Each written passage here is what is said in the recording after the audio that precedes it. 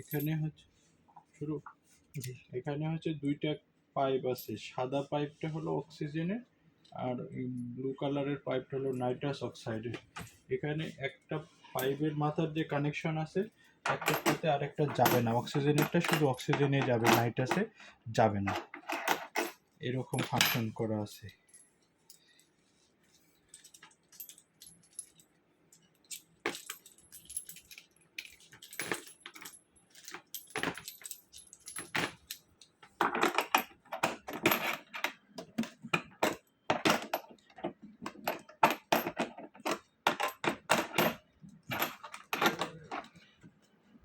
Right সাইডেরটা N2O R left সাইডেরটা oxygen.